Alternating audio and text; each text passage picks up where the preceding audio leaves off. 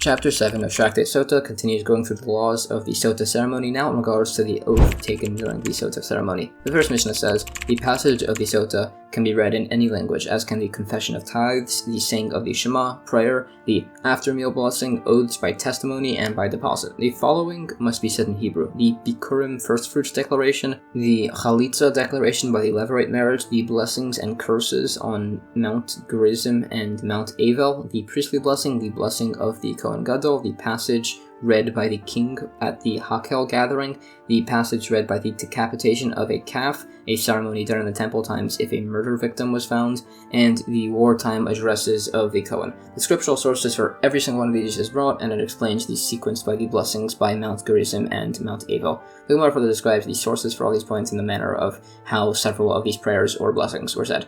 There are further points on this, and it explains that a congregation can pray in any language, although an individual should pray in Hebrew. It further goes through sources for the language said by the remaining various blessings and prayers. It also more precisely describes the sequence of the blessings and curses by the Jewish people done between the mountains before they entered Israel, and there's debate as to the particular location and placement of the mountains. It also describes points on the crossing of the Jordan and the carrying of the ark, as they did. The ark was placed in the Jordan River and the water split, although it debates as to how high the water split, along with other points such as when the spies carried the fruit back to the Jewish people from the land of Israel, how they carried it in regards to the placement of the men. It speaks further on the incident with the spies' incursion into Israel. It says that Kalev went and prayed at the graves of the forefathers to be able to do the right thing, and Yeshua didn't do this as Moshe had already given his blessing earlier. It explains the names of the giant inhabitants and on the fertility of the land of Israel. It explains how Yeshua spoke good of the land in spite of the negative reports of the other spies, starting off speaking as if he would give a negative report and then switching to a positive one.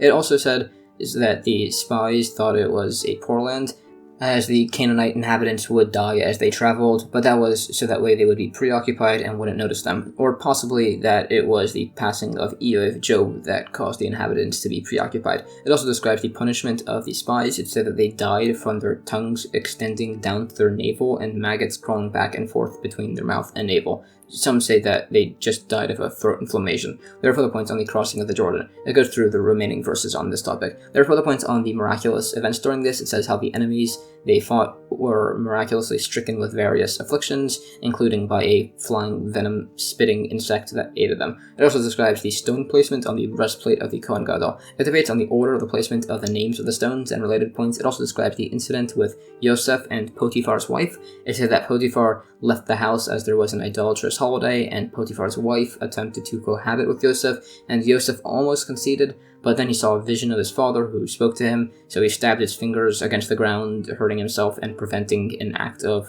cohabitation. This is further described, and it says that when Pharaoh met Yosef, he spoke to him in every language, but only Yosef spoke Hebrew, and the Pharaoh made him swear to not tell anybody. There are related verses expounded on. It also speaks on the splitting of the Red Sea. There's a few opinions as to how that went down. Famously, it says that a man by the name of Nachshon ben Aminadab, the prince of the tribe of Yehuda, while everybody else was arguing as to what to do, simply walked into the sea, and when it covered him, that's when the water split. It further describes the placement of the tribes by the mountains, and it also says that by Mount Sinai, the general principles of the Torah were taught to Moshe, and the details were taught in the tent of meeting. Others say that everything was taught on Sinai, and it was reiterated later. It also goes through the curses said by Mount Gerizim and Mount Avel and their meanings. New Mishnah. In the temple, the priestly blessing is said all at once, with God's name fully pronounced as written. Outside, it's said in 3 parts, with the other pronunciation of God's name. Outside the temple, the Kohanim raise their hands to shoulder length. In the temple, they raise their hands above their heads,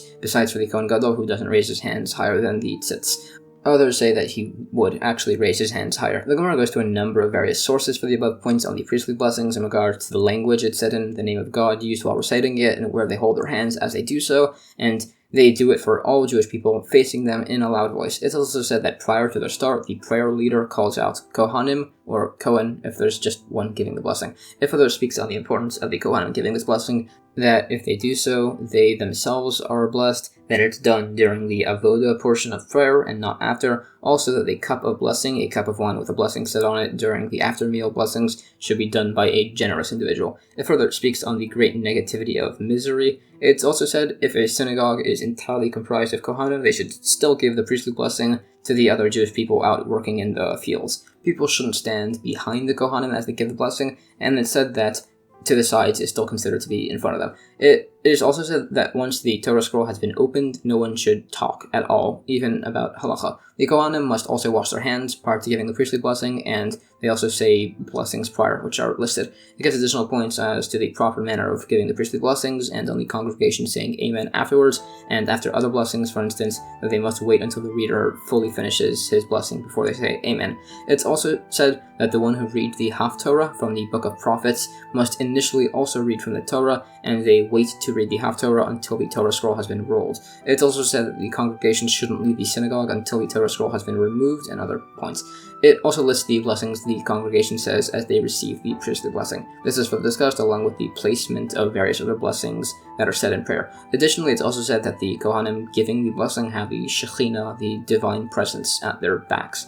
The reason the priestly blessing in the temple was said in one period without the pauses is because they didn't say amen in the temple, which is sourced from a few places. New Mishnah. On Yom Kippur, the Kohen Gadol would read several blessings from the Torah. A Torah scroll would be handed to the head of the synagogue, who would hand it to the deputy Kohen Gadol, who would hand it to the Kohen Gadol, who would read particular Torah portions from it, the portion of Achrei Mos, but on the 10th, he rolls it up and holds it to his chest, declares, "More than what I have read before you is written here." Then he reads another portion by heart, and on the 10th, that is in the book of Numbers, and then says 8 blessings on the Torah, on the sacrificial service, for thanksgiving, for forgiveness, for the temple, for the Jewish people, for the Kohanim, for Jerusalem, and for the rest of prayer. The Gemara says the sequence of passing the Torah scroll doesn't prove that honor can be given to a student before his teacher, as all of that was done for the Kohen Gadol's honor. Prior, the Kohen Gadol was sitting in the women's courtyard. It further qualifies the remaining points on the reading of the Torah and on the method of saying the blessings after.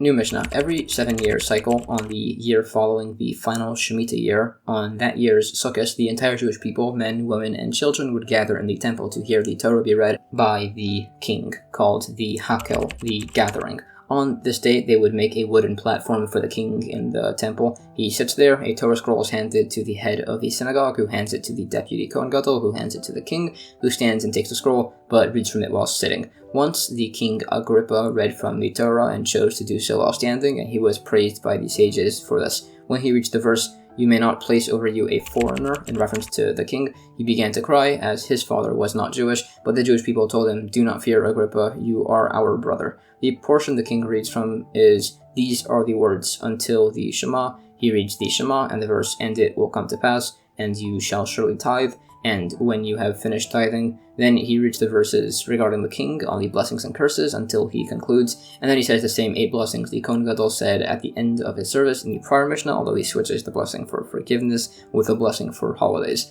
The Gemara qualifies the precise date and timings that this would be done on. Again, all this procedure was done for the king's honor. It also says that King Agrippa and the other kings who weren't from King David's dynasty would sit in the women's courtyard. King Agrippa's renouncement of his honor was proper, as it was for a mitzvah. It also says that them trying to flatter Agrippa was not proper, and it caused many later issues. Further on flattery, some say it actually is permissible to flatter the wicked in this world, which is explained to mean that it could be done for your safety, but not to try and gain benefit. It quotes many verses on this, and it speaks on the great negativity of flattery in general and the punishments for it. It further speaks on how terrible flattery and flatterers are, as are scoffers, liars, and people who gossip, which is based on verses. And that's the end of Chapter 7.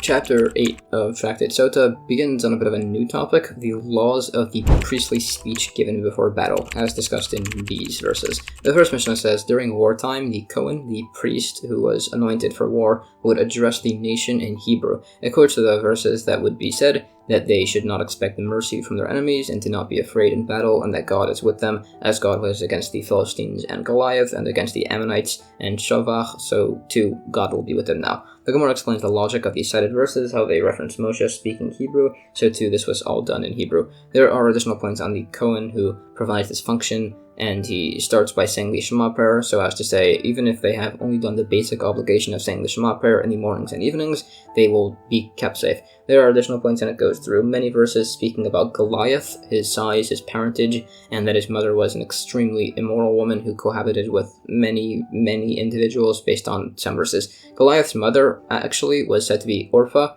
whose mother-in-law was Naomi, along with further related points. It also speaks further on the Ammonites and Shovach. It also explains how the Ark would accompany the Jewish people to war, and some points on Pinchas, who it says was a descendant of both Yisro and Joseph. New Mishnah. There are some exemptions to people who were supposed to go to war. Somebody who had just built a straw or cattle barn, or a woodshed or storehouse, or built, bought, inherited, or was gifted a house, or if he planted a vineyard or 5 fruit-bearing trees, even if there are 5 species, or if the trees were planted, layered, grafted, purchased, inherited, or gifted to him. He's also exempt if he just betrothed the woman, whether she's a virgin or a widow, or if it's a levirate marriage. In fact, if he just finds out that his brother passed away, he can return from the war. All of these prior people need to hear the Kohen speak, but return from the war, and are still required to assist with supplying water and food to the troops or to repair roads. They're not exempted from fighting if they had built a gatehouse, portico, or a gallery, or planted 4 fruit-bearing trees, or 5 non-fruit-bearing trees, or remarried their divorcee. If it was a forbidden marriage, a widow to a Kohen Gadol, a divorcee, or similar to a Kohen, a marriage to an illegitimate individual, or to a Nesonite, the husband is not exempted from the war. Some add that if he rebuilt a house where it once stood, he does not get to return. Some say if the house is made of poor quality temporary materials, he does not return. If somebody built a house and inaugurated it, planted a vineyard and redeemed it, or fully married a woman, or did Yibum, he does not even need to do anything with the military then at all, not even to supply for the troops or repair the roads. The scriptural sources are all listed. The Gemara further discusses verse sources for these points. This is all spoken on further, including lengthy discourse as to which kinds of planted trees would make valid exemptions from fighting in battle, according to these laws. It also qualifies the points on valid marriage exemptions along with the remaining points. It's also said that this order teaches proper conduct, that a man should build a house, plant a vineyard, get a livelihood, and then marry. The remaining points are spoken on. New Mishnah. The remaining verses are listed. It says anybody who is afraid should return home. Some say this means somebody who is afraid of battle. Others say it means somebody who's afraid due to his sins. They can leave under the guise of the other exemptions. Some say it's for the sin of an improper marriage. It also says that stronger men were put at the front lines to inspire the troops, and also men were stationed behind the army with axes to prevent anybody from trying to run away from the battle and causing even more people to be killed. All of these exemptions apply by voluntary wars. By wars of a mitzvah, like Yehoshua's conquering of Israel, nobody's exempt. Others say it's that the exemptions are by a war of mitzvah, and there are no exemptions by a war of obligation. The Gemara explains the difference in opinions in regards to exemptions for sin. It's if somebody does a rabbinic violation. Sources are brought, and it's said that even according to these, if the man's actually afraid of battle, he'd be exempt. The dispute in regards to fought wars is clarified. Everybody agrees that the wars of Yehoshua were obligatory, and the wars of King David are debated. Some say it was a mitzvah, as it was done for preemptive protection. Others say it was voluntary. This was practically relevant in regards to whether the individuals were considered to be engaged in doing a mitzvah and therefore exempt from doing other mitzvahs. And that's the end of chapter 8.